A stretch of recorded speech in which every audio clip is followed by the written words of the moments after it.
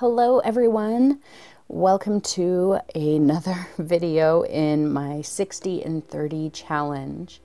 And I had quite the productive weekend, if you can tell. I knocked out 11 paintings in, I think it was 2 days. Might have been 3, but I think it was about 2 days. So this brings me up to 45. I only have 16 paintings left to go, and I'm pretty excited. I noticed something really exciting today when I was getting all of these paintings framed and listed on my website for sale, like I told you I would. I noticed that the paintings that I'm doing now toward the end of this process, there's definitely a little bit more attention to detail, and I've noticed that I'm a little bit more focused on what that's going to be. You know, at the beginning, I would spend time doing things like, you know, really working on the path or whatever. Like this painting has a little bit of a path. And I would really work on pulling that out and putting some highlight and shadow in it. And now, as you'll see in this one, for example, I really don't bother with that. I put my paint down. I might wipe out a little bit of the paint where I want that kind of depression in the ground that leads you in, but that's really all I do to that. I focus on adding my highlights to rocks and the shadows to the rocks, but I leave the path the way it is. And that's just one example of little things that I've noticed that have changed. I feel like I've got a bit more of a focus on what's important and what isn't important in paintings like this. I've also noticed that when I very first started this, I was really directionless.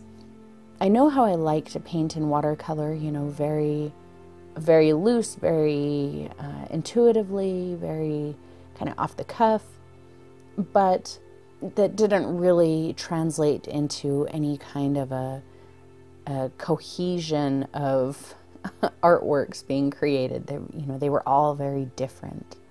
And I'm starting to notice that there are specific types of paintings that I really like to do, and that's what I gravitate to, and that's primarily what I do.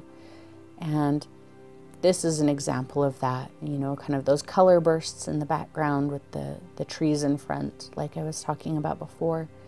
I think that ends up being what the majority of these paintings are in this video. And that goes back to what we talked about a couple of videos ago about, you know, finding your style. I could have spent a lot of time in this challenge worried about trying to find a style. I knew that I didn't have any particular style in watercolor, just kind of slap some stuff around and see what happens. And I very well, like I said, could have sat here and been like, well, I need to find a style, so I need to stick with one of these. I need to figure out what is going to contribute to my style. But instead, I didn't worry about any of that. That was not something that I even considered or even care about. But looking back now, I start to see a quote-unquote style developing, and that's simply because I decided to go with the things that I enjoy doing and, you know, not trying to force anything. Trying to force something to happen, I think, it inhibits creativity, and I think it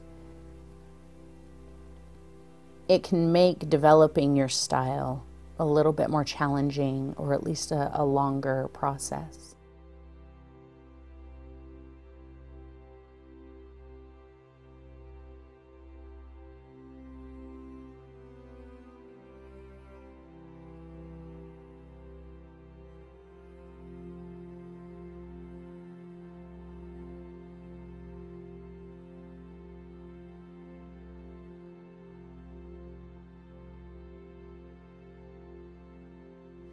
So this next one is a little bit closer to the way that I was using watercolor primarily up to this point. Just, you know, very abstract, very, very free.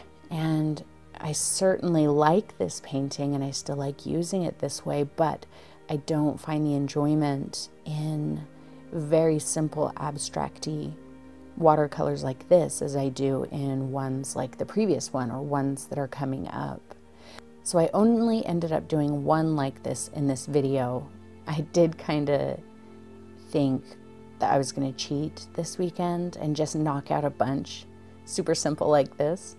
And so I think that's why I started this one, to get me on that path. And then that path just didn't pan out, and I went right back to the trees with the color bursts that I've been enjoying doing.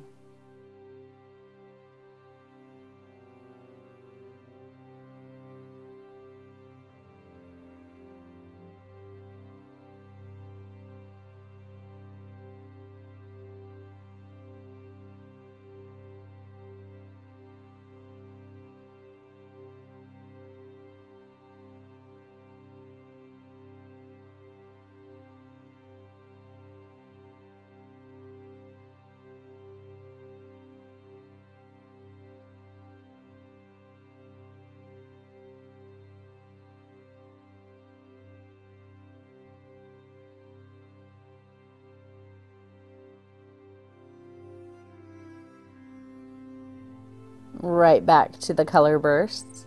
Now on this one, I am going to use a palette knife. I think I used my palette knife on a couple of these paintings today, and I'm super excited to share the palette knife techniques with you with watercolor. The main thing that you want to remember is do not put pressure on the palette knife. It's enough that the knife touches the paper. The harder you press that knife into your paper, the more you're going to rip that paper up, and it's going to look really awful once it dries. So I know it looks like I've got these hard scratches in there for those tree trunks, but it really does not take pressure. Just let the knife touch the paper with its own weight, and then just move it. Just move it across the paper. Don't press down. In fact, if you need to, if using a palette knife with watercolor is something that you're interested in, take a sheet of watercolor paper, just cover it in, it doesn't matter what color, just cover it in a color. Make sure that it's wet, and practice moving the palette knife in lots of different ways and directions. And do, really scrape that paper hard, and then really touch the paper as lightly as you can with that knife, and see the difference in how the paper and the paint reacts to the knife pressure. I think that will give you a good idea of what kind of pressure to use. And if you give yourself permission to just really, gouge the life out of the paper, you'll fully understand why that's not something you want to do in a painting. Practice using the knife flat as well. I don't just use the tip or the edge of the knife, I also use the flat part of the knife. And you get really unique looks that you just can't get with a brush when you use a palette knife. So we are absolutely going to explore that very soon. And I think the next painting after this one, I also used the palette knife, and both of these kind of got me excited about using the palette knife with watercolor again. So I think when I sit down to paint next, hopefully today, I'm probably going to be experimenting with that as well. I'll probably do quite a bit more palette knife paintings. I've done, in the past, I've actually done several watercolor paintings with nothing but palette knife, where a brush never touches the paper. And that's a really fun way to paint too.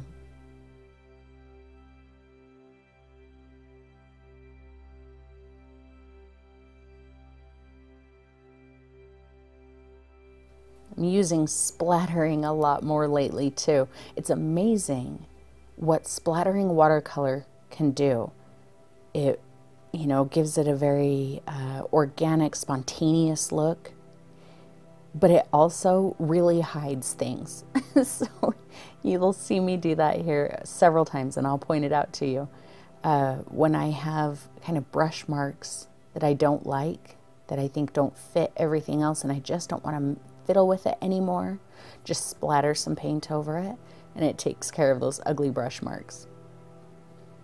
This one you can't tell because it's, you know, the video, but this is all metallic paint. So it's a metallic copper and then kind of a coppery bronze color there on the left. And they're paints made by Finetech. I got them at the Blick store, so you can get them on the Dick Blick website, probably Amazon, I don't know, probably Jerry's, things like that. So it comes in a pan with like about six metallic watercolors, I think, and they're a lot of fun to use. You saw me use the silver in a couple of the night scenes in a previous video as well.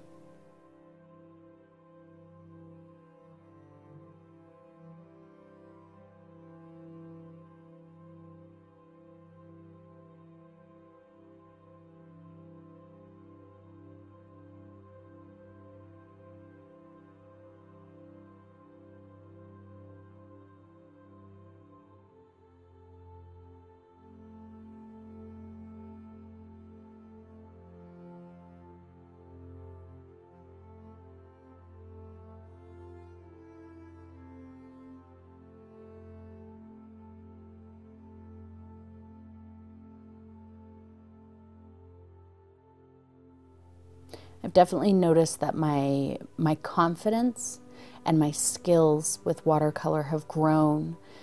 It also doesn't take me quite as long to knock out one of the more detailed paintings as it did at the beginning. Like the first one that I did, the #1 painting in this series, that one took me longer to do than any of the paintings in this video did. And I really like that one, the #1 painting, but I think that there's definitely a maturity to a lot of the paintings in this video that that one doesn't have.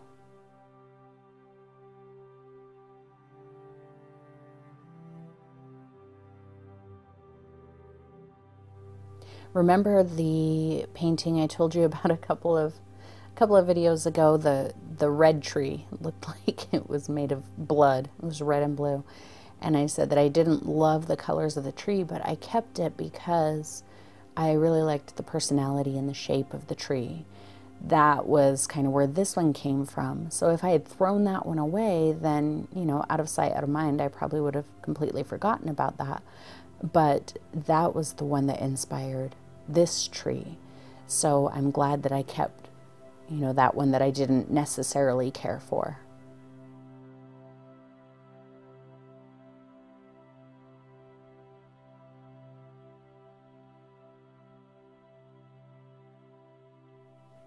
This one to me feels very shadows on the page. So Vince and I are actually working on book 2 now. So who knows, maybe you'll see this one or one or two of the other paintings in this series in the next Shadows on the Page book. And if you're not sure what Shadows on the Page is, it's a book of short stories that my husband and I published last year. And it's stories written by him, kind of, I wouldn't say horror, they're, you know, they're spooky stories. And then I did the artwork for the book. So you can find that on Amazon, or I'll have a link in the video description below to it as well.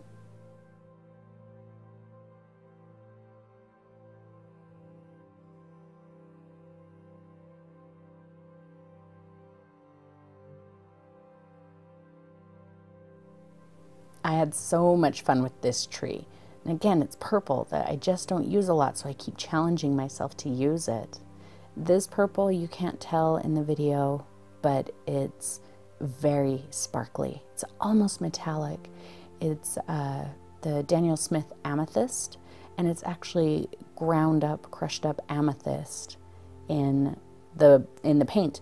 So that's why it's sparkly, and it's just gorgeous. It's such a fun color to use. More palette knife for some tree trunk there. I wasn't loving the way that was looking.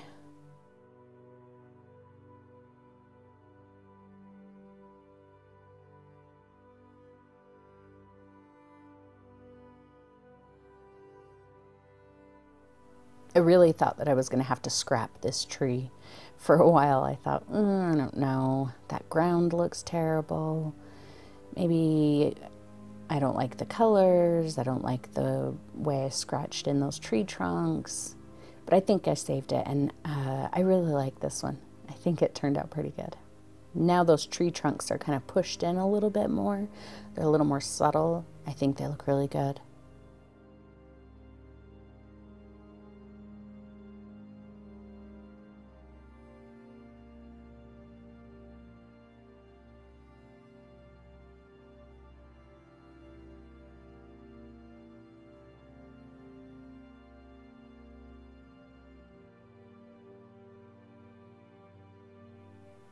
That's just a wet brush. There's no paint on it, and just kind of sliding through there. It takes up a little bit of the paint, just gives some indication of some lighter colored branches for a bit of texture.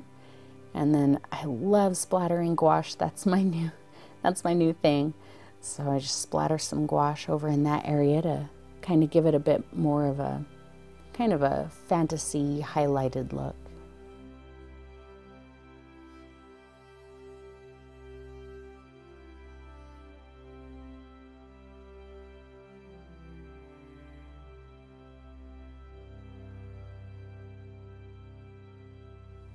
This one was a little bit more of a challenge for me to use as few colors as possible.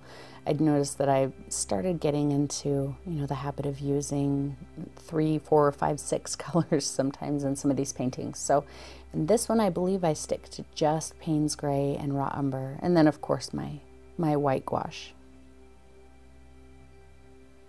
I love the simplicity of using ultra limited palettes. And especially colors like earthy and natural colors like Payne's Gray and Raw Umber.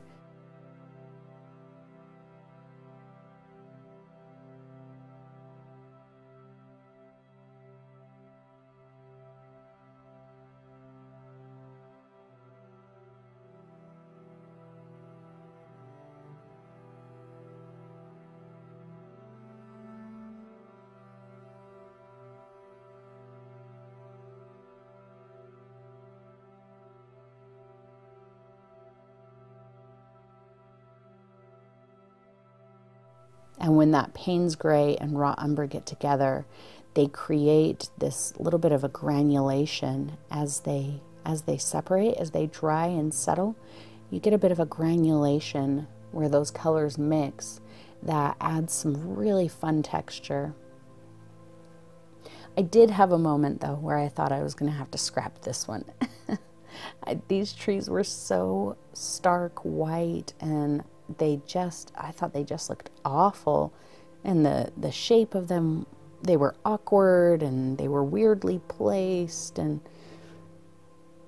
so, but again, I figured it couldn't get any worse, so I just kept going with it, and I think I saved it, and I actually really like it. But yeah, for a minute there I thought for sure it was going to have to go.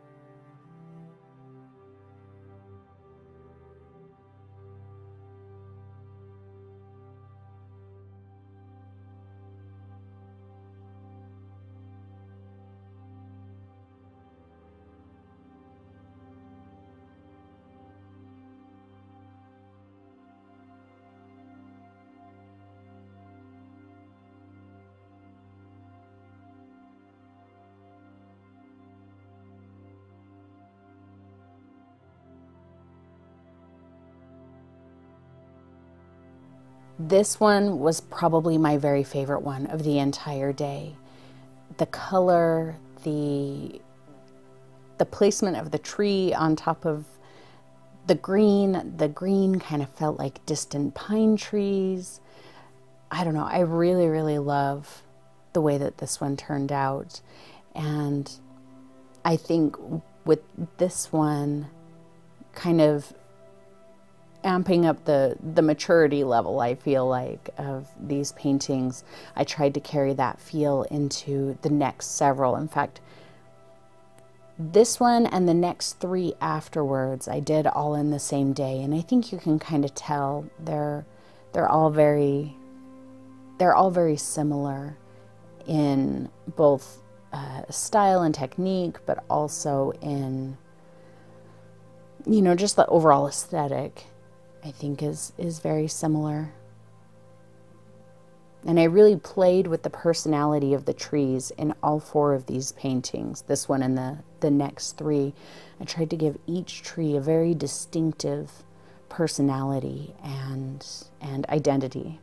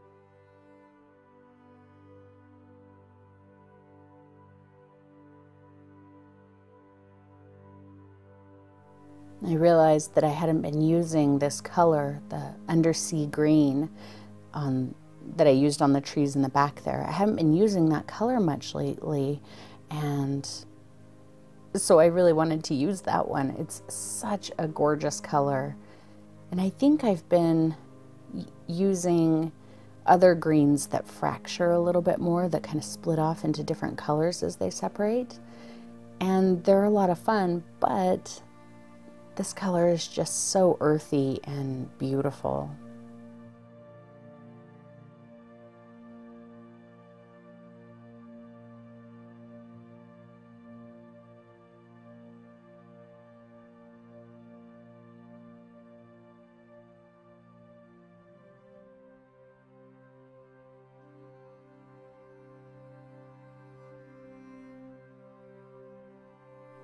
I spent a little bit more time highlighting the bark and the tree trunk on this one than I have in previous ones.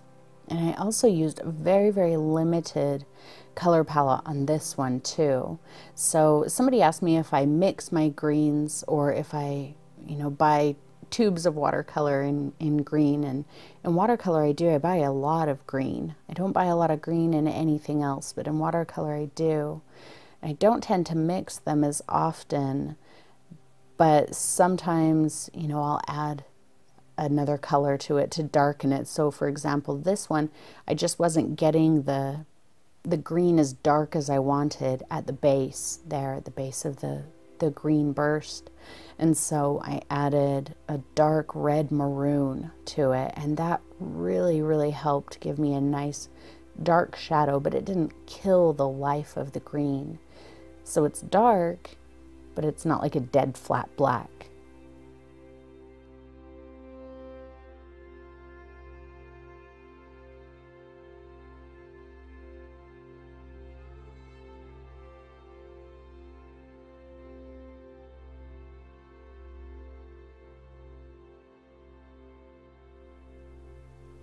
Another splattery one. This one actually came from one that I had discarded. So I started doing something very similar with the exact same colors a couple days ago. And then as it dried, I was like, ugh, this is awful. So I tore off my block and threw it aside, and once I do that, I'm not going to go back to it. But this day when I sat down to paint, I looked at it and I thought, God, that does kind of look cool. Maybe I'll go ahead and continue with that idea. So I'm glad I did, because this one turned out really, really fun. I'm really happy with the way this one turned out.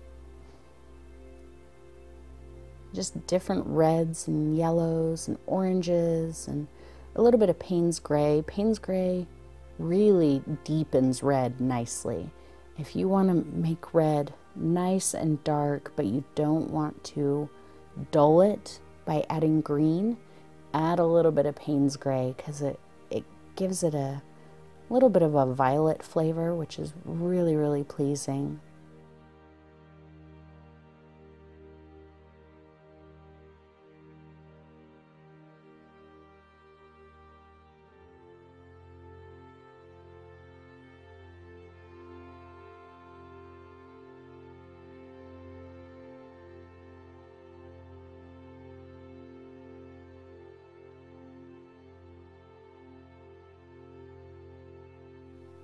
I didn't add any white gouache to this one, no highlights on the tree. I felt like the background was nice and bright and hot and kind of fiery, and to add white highlights to it I thought would kind of throw all of that off. It would cool off the light a little more, and I didn't want that. And I didn't want to go through and put yellow highlights on it, because I just felt like that would be weird. So I just left it almost a silhouette, a little more of that white gouache splatter to kind of brighten up that top corner area. And I felt like it just didn't need anything except to be nice and dark on the trees.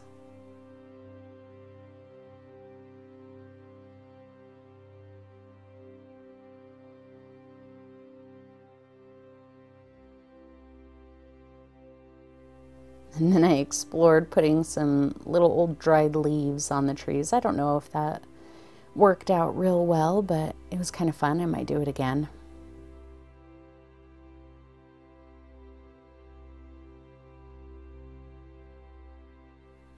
And this one, I bought this cobalt teal a while back.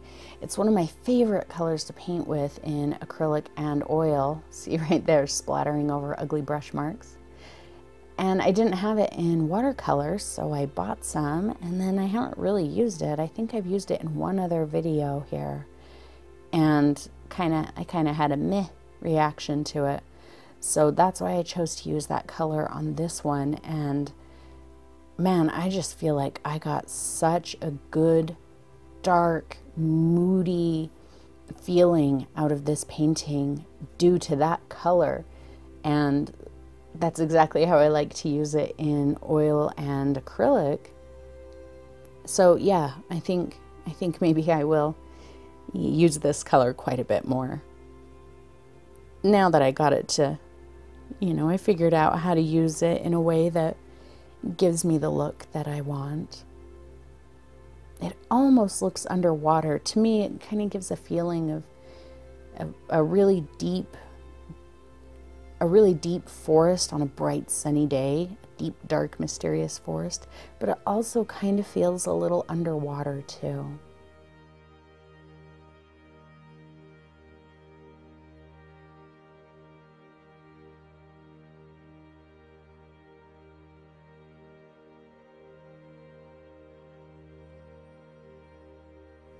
I like the little sketchy, fingery branches that I got on the end of this tree too. That was a lot of fun. I spent some time on those branches and kind of played with them a bit, and yeah, I may do that again. I don't do that a lot. I tend to just get the idea of, where the branches live. I don't usually go in and do a lot of little detail-y branches, but I felt like this one needed it. They gave it a little bit of a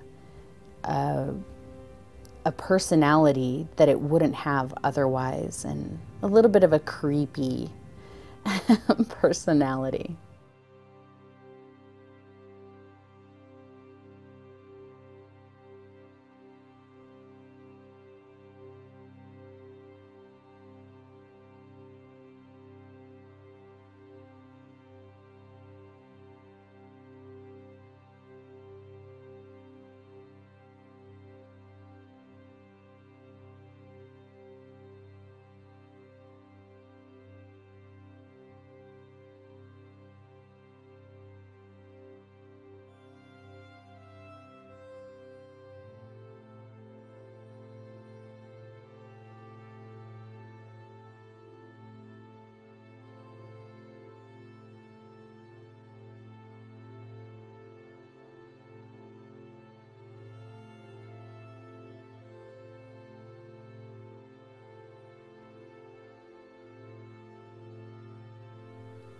And last one, this is another one where I use two colors. This color that I'm using right there might just look like a boring gray, but it is a super magical color that I can't live without, called Shadow Violet.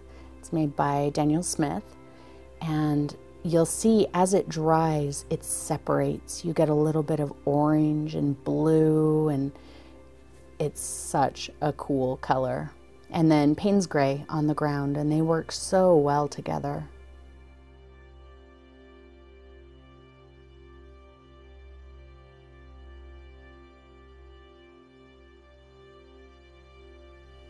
Sometimes you gotta help the paint flow where you want it to go. Just a heavier application of that Shadow Violet. Toward the top edge, you can start to see how it's separating, where you've got some kind of an orangey color next to a more blue color.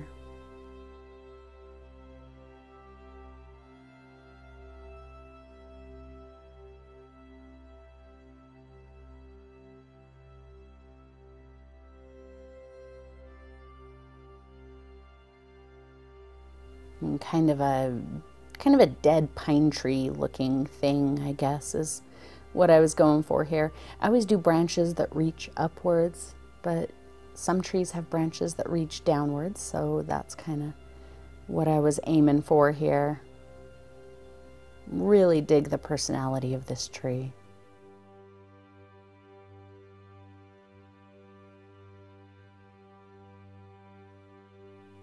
More of my rocks. Those little rocks, they're really fun to do, and you know, when I first started doing them, I thought, oh, these are kind of challenging.